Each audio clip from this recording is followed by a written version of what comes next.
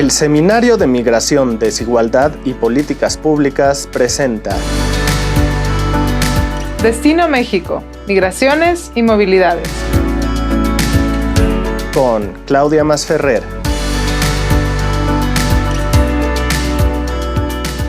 Hola, bienvenidos, bienvenidas a un episodio más de Destino México, Migraciones y Movilidades. Estamos en la 4ª temporada, en el 2º episodio, y me da muchísimo gusto el día de hoy seguir hablando de mexicanos en el exterior, mexicanos en México, la migración de los mexicanos, que creo que nos puede ayudar a entender a México como país de destino. Así que bienvenida, Nancy Landa, por estar aquí.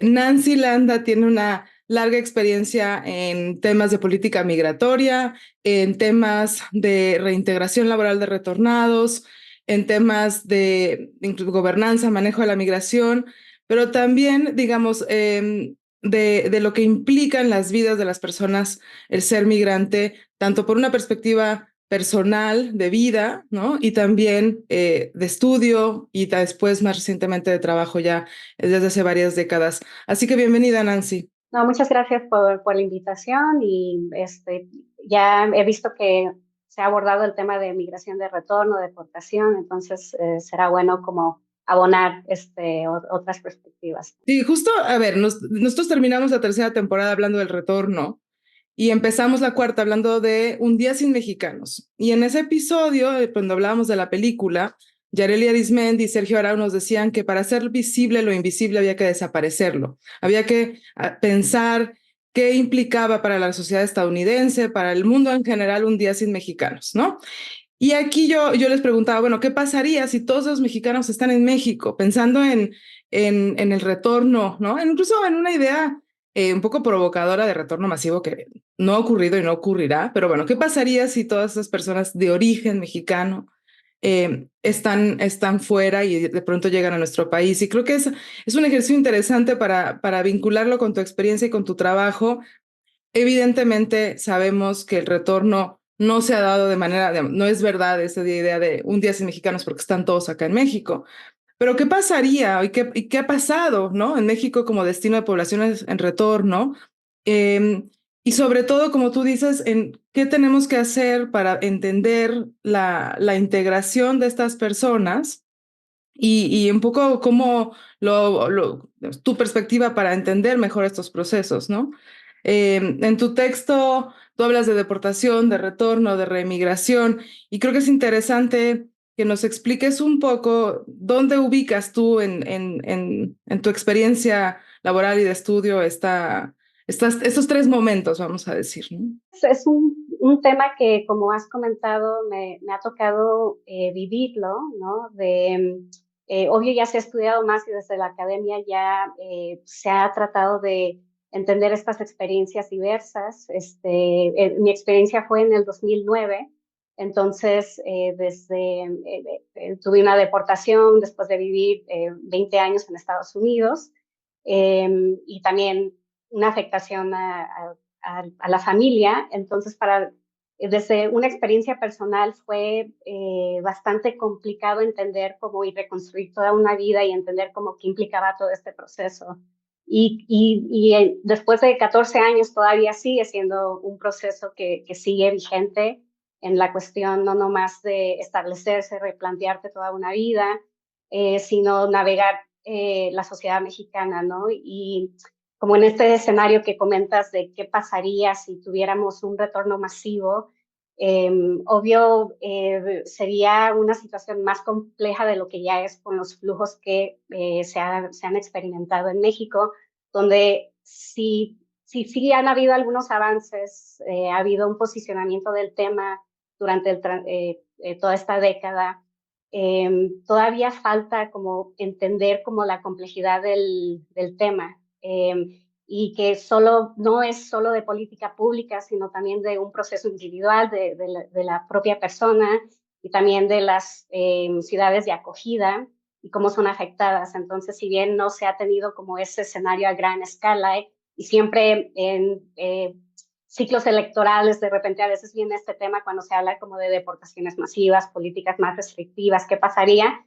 Siento que sí es un escenario que sí deberíamos de pensar porque México creo que lo ha vivido como si no lo hubiera previsto, ¿no? De repente cuando sí llegan estos flujos de números significantes, sí hay como una afectación a las ciudades locales que de repente no tienen la infraestructura para dar como todo el apoyo que se requiere en ese proceso. Y ahí creo que, a ver, yo uso la palabra masiva de manera provocadora porque en realidad a mí no me gusta la palabra. Y creo que tú estarías de acuerdo. Creo que no tenemos que hablar de los temas cuando de pronto son noticia porque se piensa que hay muchos, ¿no?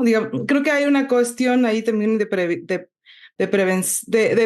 y de planear, de planeación, pero también de pensar que la vida de alguien que vivió 20 años en Estados Unidos, que de pronto llega a México, una vida es significativa para tratar de pensar cómo nosotros como sociedad mexicana podemos, pues, darles la bienvenida de nuevo, ¿no? Y entonces no necesitamos que, digamos, tú llegaste en el 2009 y quiero ubicar un poco para los que no saben en el momento de retorno, porque creo que es importante. Tú llegaste a Estados Unidos de niña, viviste en California, tú eres, entiendo que de la Ciudad de México, fuiste a la escuela en Estados Unidos, estudiaste una licenciatura, estabas en la universidad, te deportan en Tijuana y llegas a una ciudad que no conoces, cosa que es, digamos, experiencia que es bastante común entre la población deportada, ¿no?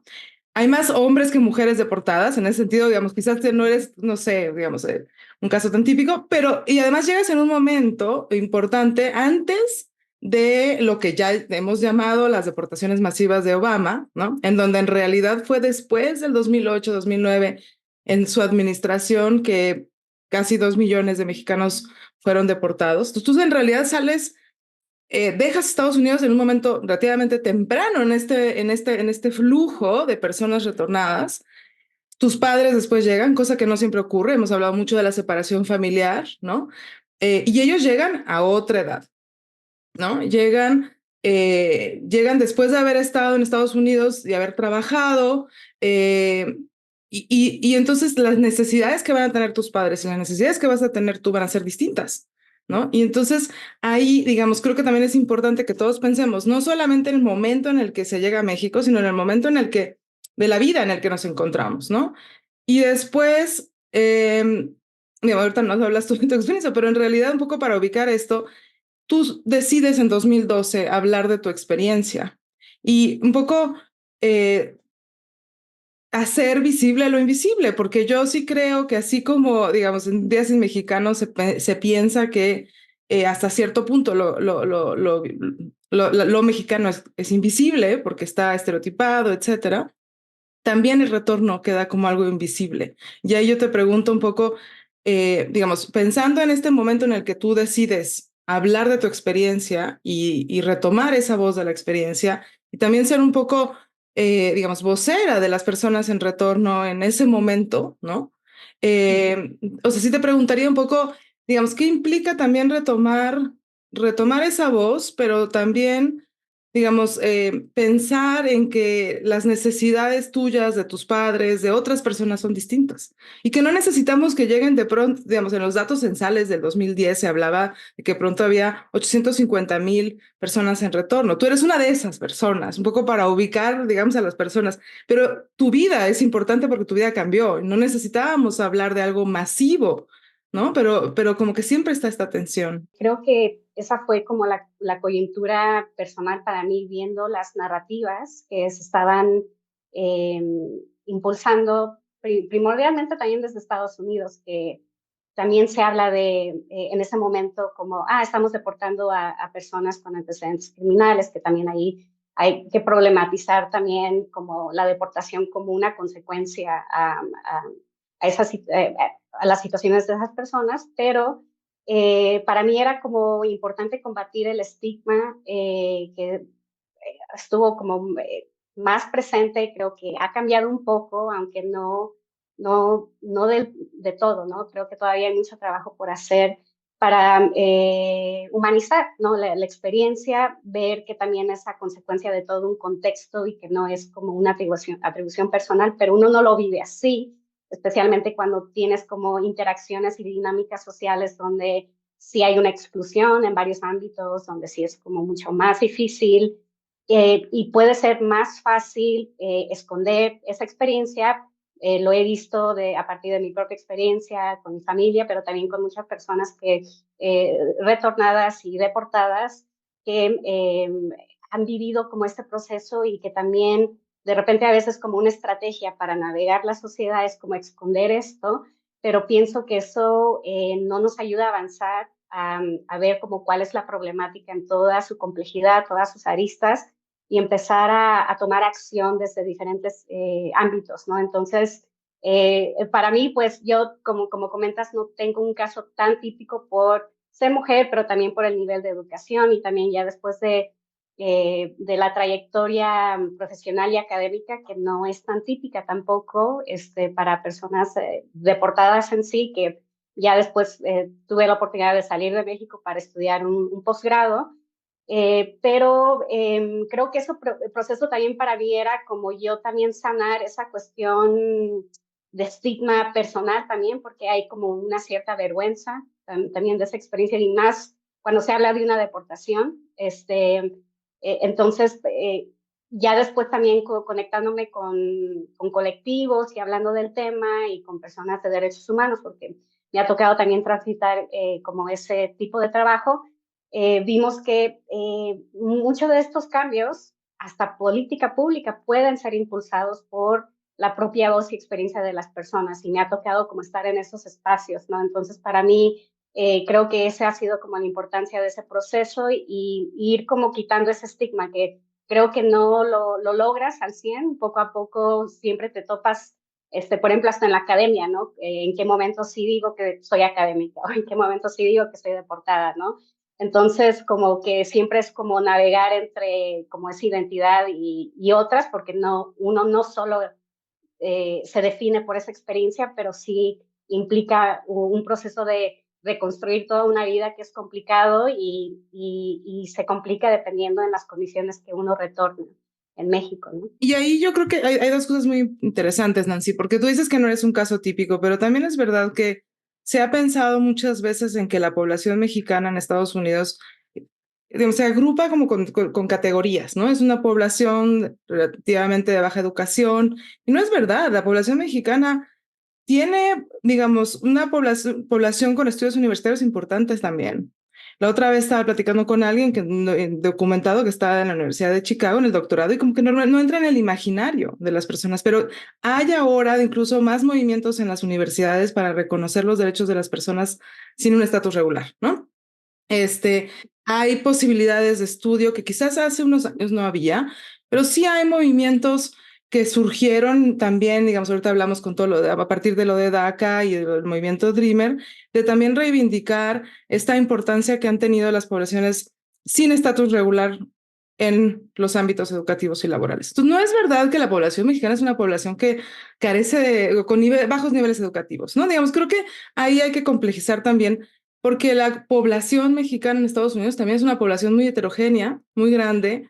Hay personas adultas mayores, hay niños, hay adolescentes y entonces, claro, están en distintos momentos de la vida y están haciendo cosas diferentes, pero se estigmatizó también la población mexicana de cierta forma, en ciertos trabajos, ¿no? El trabajo agrícola, no es verdad que estemos la población mexicana solo en trabajo agrícola o en servicios. Entonces, creo que también hay una diversidad de la población mexicana en Estados Unidos que a veces no se considera. Están los hijos nacidos en Estados Unidos, que muchas veces son hermanos de mexicanos que llegaron en la infancia, ¿no?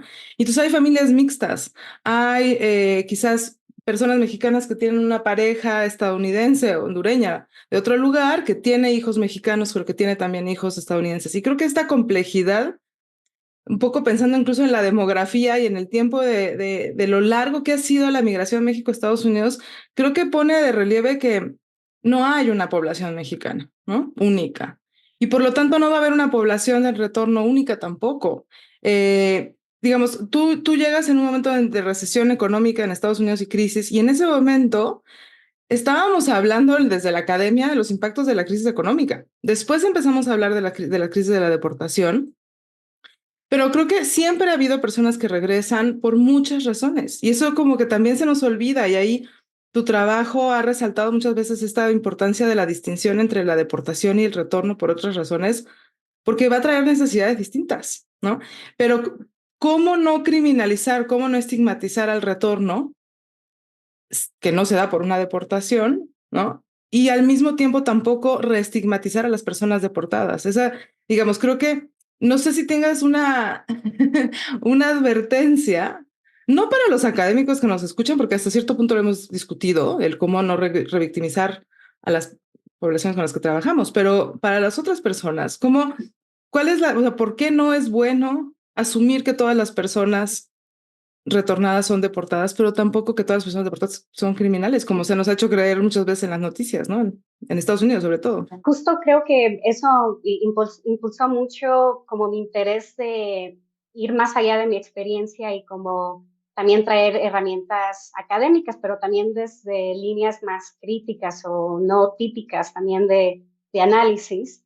Y también de comparar como esas narrativas y esas experiencias de otras personas que no regresaron necesariamente por retorno y me ha tocado como hacer también mucho trabajo de campo con en entrevistas con personas con un perfil similar de educación o más como mis papás que no tuvieron una educación más allá de la básica en México y que adquirieron habilidades pero regresaron y se encontraron con el proceso. Y creo que al final, como había muchos cruces, aunque el tipo de retorno y las condiciones podría variar entre como en situación de más vulnerabilidad o menos, habían como también esos cruces de, bueno, se me hace complicado porque hablo diferente, aunque hablo bien español o no lo hablo bien, como no sueno mexicano y de repente como, ¿qué significa eso? Empezó como la reflexión, ¿no? Y después de 5 o 10 años puedes tener como una identidad y la manera de expresarte que es distinta, que sí veo que todavía hay un proceso de todavía no lidiar con esta diferencia, aun cuando tienes y compartes una nacionalidad, pero tienes otra manera de pensar, no ni siquiera el idioma, sino otras maneras de hacer cosas que a veces se ve no tan directo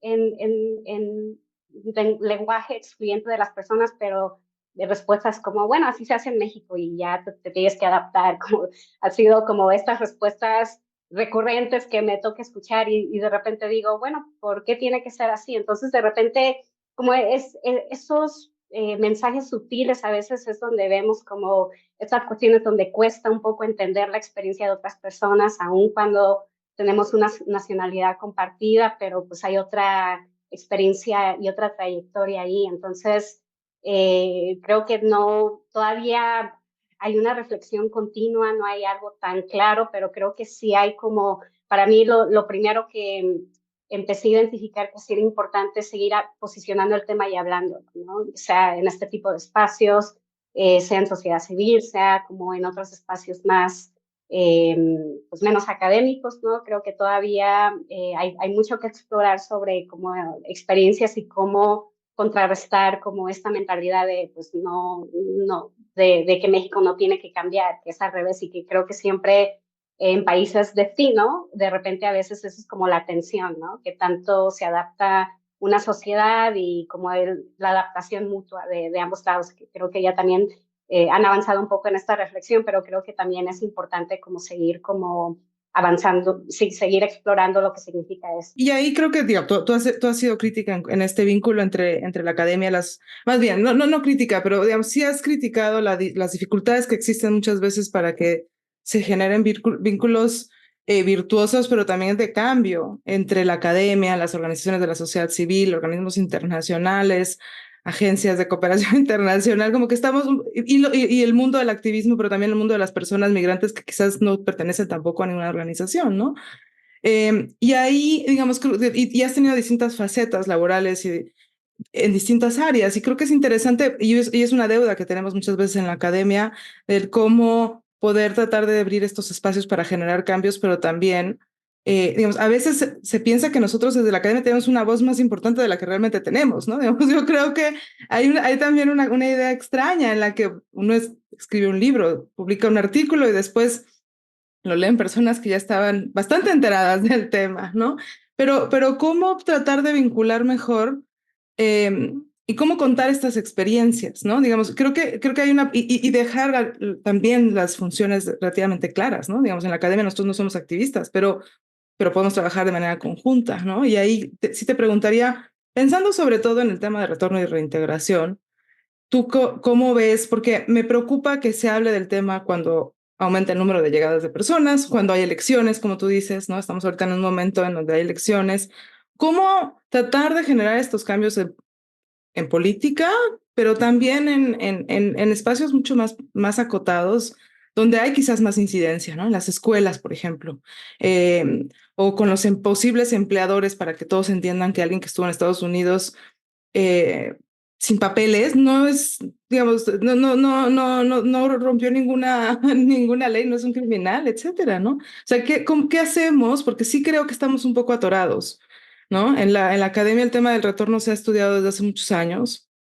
eh, Se ha trabajado, ha habido propuestas también de política, eh, y cómo ir más allá incluso de algo que tú mencionabas también en el texto sobre, digamos, los documentos de identidad, sí son importantes, se ha trabajado mucho, pero tu trabajo también muestra que hay otras áreas. Y en tu caso, digamos, tú eres retornada 2 veces porque reemigras, porque decides ante la dificultad de poder, ahorita más o menos hablas de eso, pero de poder revalidar tus estudios, encontrar un trabajo, decides emigrar de nuevo y tienes un grado de maestra por el University College London, en donde también hay un contexto muy distinto de migración, ¿no? Y eres experta en temas de migración justo después de esta maestría, pero que te colocan en una posición diferente de tu primer retorno. Pero también ahí, digamos, se ha hablado mucho de la apostilla, del requisito de la apostilla, pero estamos atorados. Sí, o sea, creo que uno hay, al menos lo que he observado en 14 años en México después de retornar, es que entender que siempre va a haber momentos y coyunturas políticas, algunas que facilitan más y otras que no.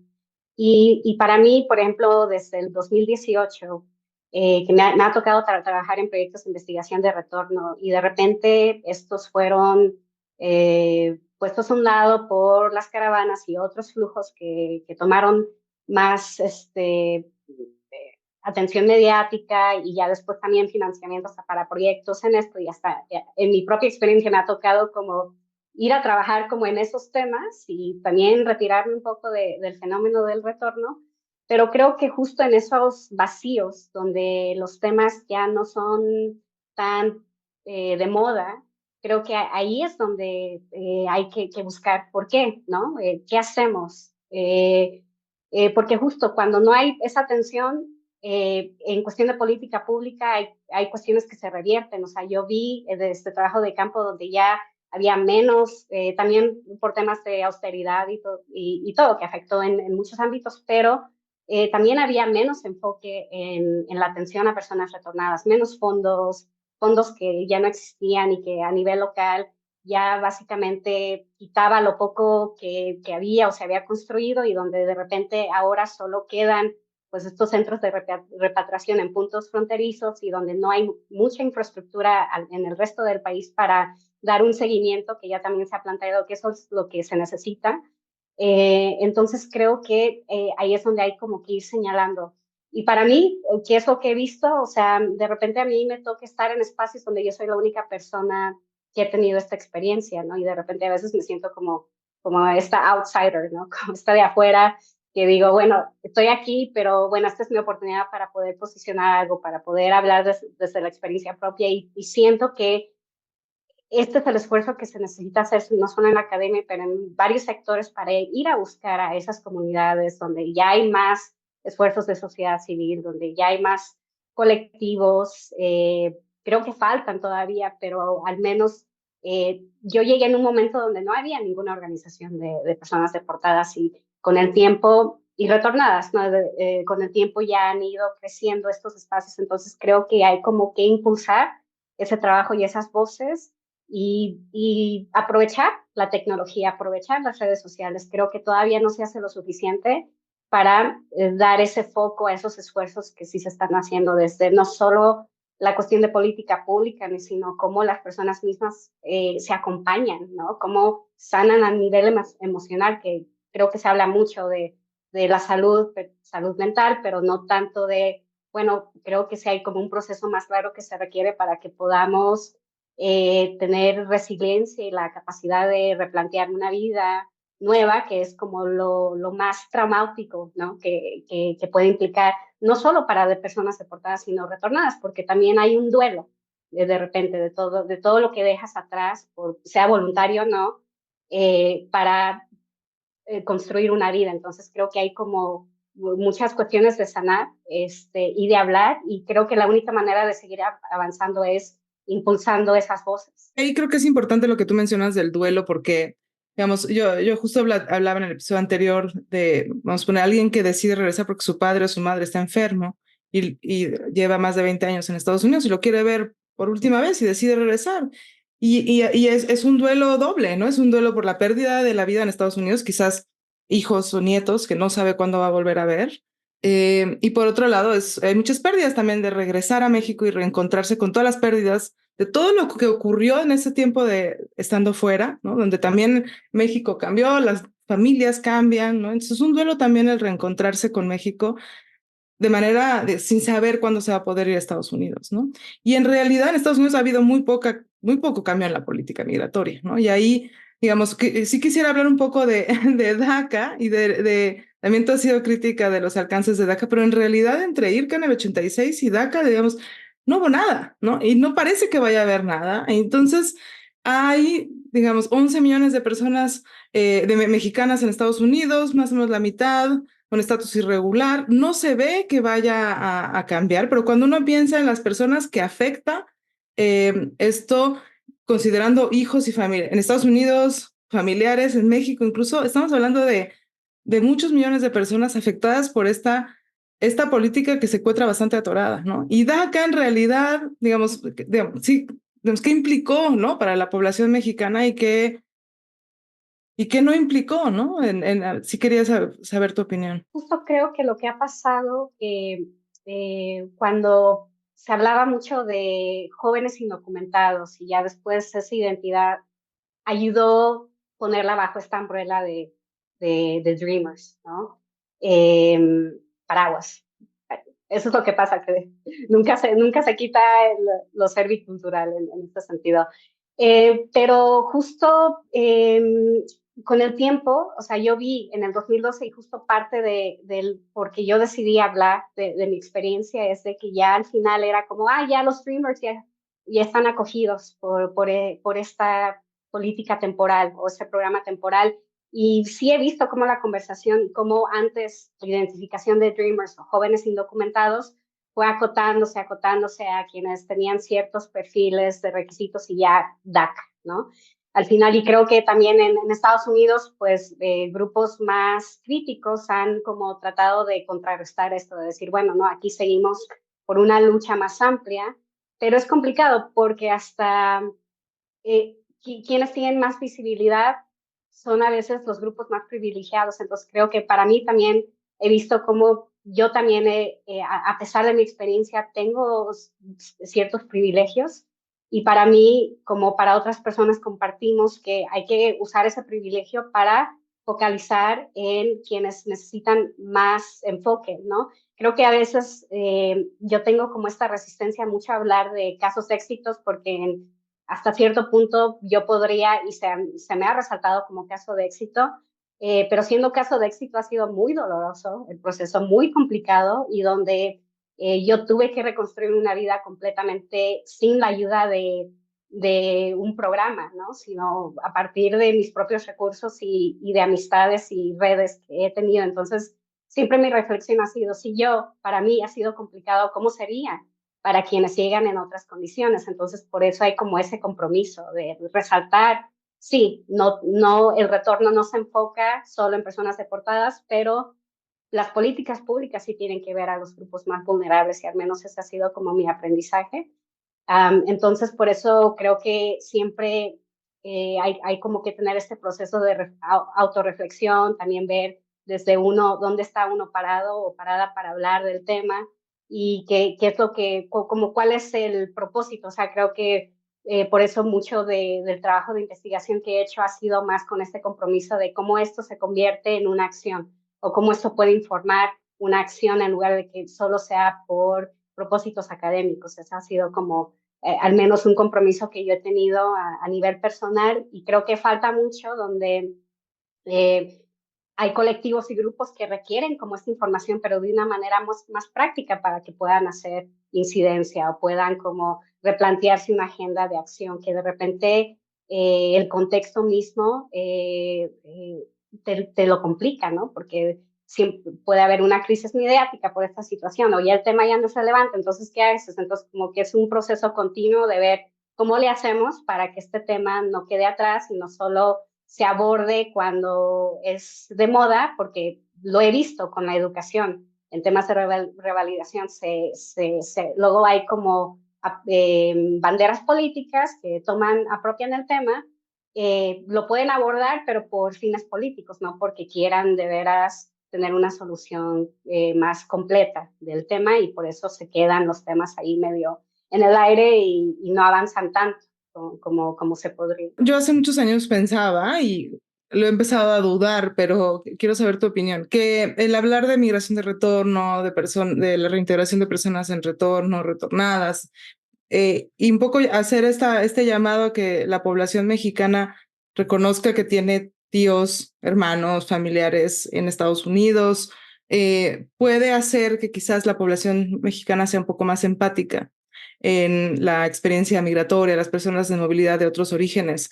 Y entonces yo como que decía, bueno, es que, a ver, pensemos en políticas, en programas para personas en retorno o para los hijos nacidos en Estados Unidos, y pensemos que en realidad la nacionalidad o el origen nacional no debería importar. Necesitaríamos mejorar, por ejemplo, los planes de estudio para las personas que llegan y quizás no saben historia de México porque no estudiaron en México, y eso no tiene que ser enfocado en personas en retorno, ni personas nacidas en Estados Unidos que son hijas de retornados, sino en personas que llegan a México, al sistema educativo, y que nunca aprendieron historia de México, que pueden ser de distintos orígenes, ¿no?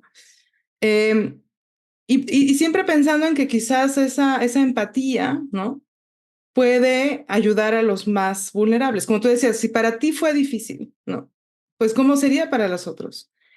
Pero ha sido muy poco exitosa mi propuesta en realidad, porque yo lo he hablado en distintos foros, y no sé si es porque lo hago desde la academia, pero en general, incluso en otros contextos mediáticos y digo, en debates, cuando yo les digo, a ver, alcen la mano las personas que tienen un familiar viviendo en Estados Unidos o que ya regresó, o que, digamos, ¿cómo se imaginan ustedes en esa situación después de estar tanto tiempo fuera, regresando, sin conocer la ciudad a la que llegan, sin tener amigos, amistades, porque todos están allá, porque su hogar está en Estados Unidos? No se hace ese vínculo, digamos, y ahí es donde por eso digo que creo que estamos atorados, porque creo que sí, en realidad, a ver, necesitamos crear programas quizás educativos específicos para las personas que vienen de otros lados, y quizás tenemos que pensar en qué pasa si llega alguien que no habla español, ¿no? Pero también creo que quizás si se quita esta idea de la nacionalidad, puede generar programas para todos o generar mejores condiciones para la población, sin importar de dónde vienen, además de crear cuestiones específicas.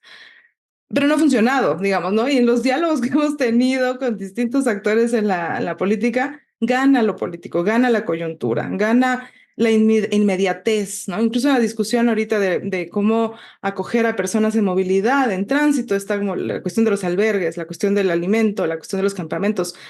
Y tú decías de las caravanas, digamos, gana lo inmediato también, no se está pensando en largo plazo, pero yo sí quiero, tenemos que empezar a cerrar, que reflexionemos sobre cómo puede ayudar a discutir la situación de las personas en retorno, una agenda de reintegración, también para que México sea destino de personas en movilidad de otros orígenes. Digamos, ¿tú ahí qué crees que necesitamos?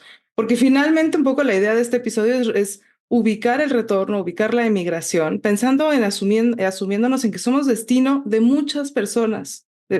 Y que la pregunta es cómo podemos ser más acogedores y darles la bienvenida a estas personas sin importar el lugar de nacimiento.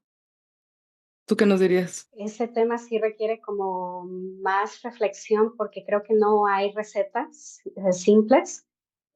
Por uno, o sea, yo lo he visto con familia extendida en México, donde, o sea, nunca me han preguntado, ¿no? Sobre, ¿no? Cómo es que sucede una deportación, ¿no? O cómo es que pudiste hacer esto siendo indocumentada, ya como en tener como el lado más humano, más allá de que fuiste migrante. Y creo que de repente a veces esto, como a mí me ha tocado estar en espacios mediáticos desde sí, en medios, básicamente ese es el enfoque, ¿no? Tú eres la migrante, cuenta tu historia, ¿no?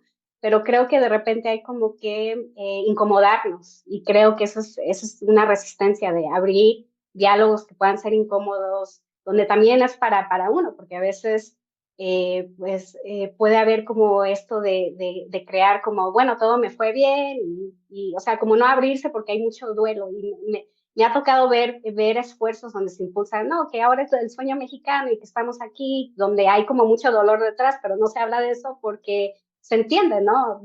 Es un proceso personal que cada persona decide, pero yo creo que hay que impulsarlo de dos ámbitos, ¿no? Seguir con qué propuestas, qué acciones puedan impulsar ese diálogo en comunidades de acogida, pero también nosotros como personas que hemos vivido esta experiencia, cómo también la procesamos, la hablamos, tenemos estas reflexiones con nuestros familiares, con nuestro entorno y tratar de combatir este estigma que viene también de afuera y de adentro, ¿no? Entonces creo que es como un proceso dual y por eso después de 14 años, o sea, yo podría haber dicho en un momento, ya no hablo de esta experiencia, pero, o sea, creo que me ha tocado como tratar de sanarla para hablarla desde otros espacios y que es con la espera de que eso detone algo en otra persona y que diga, ok, ya al menos no nos quedamos en el imaginario de que es una persona migrante o retornada, sino es más complejo y al menos entender eso creo que ya es un pasito, ¿no? Y creo que no va a suceder, o sea, quizá no lo veamos en nuestras vidas, ¿no? Creo que puede ser un proceso que dure décadas y décadas con más experiencia que tenga un país de destino en procesos migratorios, o sea, eso lo hemos visto con Estados Unidos, pero, o sea, ahí hay una diferencia donde el porcentaje de la población migrante es distinto a la de México, entonces yo creo que en México estamos como mucho más atrás, pero todavía hay mucha oportunidad de poder seguir avanzando el tema y creo que eso tendría que seguir siendo una reflexión continua con personas migrantes, no solo en comunidades activas, sino ambos actores. Pues con eso nos vamos a despedir. Quedémonos con esta idea de la necesidad de, como tú dices, un poco de sanación, de duelo, pero que para mí lo que implica es que hacer esta voz más fuerte cuando uno, digamos, uno no va a poder hablar de la experiencia migratoria si no se siente también, digamos, en confianza de hacerlo, ¿no? Y yo te agradezco mucho la confianza por hablar de tu experiencia, pero también de tu experiencia laboral y de todo tu trabajo. Pero creo que en general las personas que han tenido esta experiencia necesitan sentirse en confianza y esa confianza se tiene que brindar por los otros para escucharla. Entonces es un diálogo en donde alguien no va a hablar si no se siente escuchado y no se va a escuchar si la otra persona no habla. Así que yo te agradezco muchísimo, Nancy, por este diálogo y quedémonos con esta necesidad de reflexión constante, ¿no? Creo que sigue abierto la reflexión de cómo México puede ser país de destino, qué implica que seamos un país de destino para connacionales mexicanos y qué implica también que sigamos siendo un país de migración con una proporción grande de mexicanos en el exterior que no pueden venir, que no pueden visitar a sus familiares, que están hasta cierto punto atrapados, pero que tienen vidas plenas y hogares felices en Estados Unidos y en otros lugares en donde se desarrollan también de una manera plena. Muchas gracias a todos y todas y les espero en un episodio más de Destino México, Migraciones y Movilidades. Gracias, Darcy. Esto fue una producción de la Coordinación de Educación Digital del Colegio de México.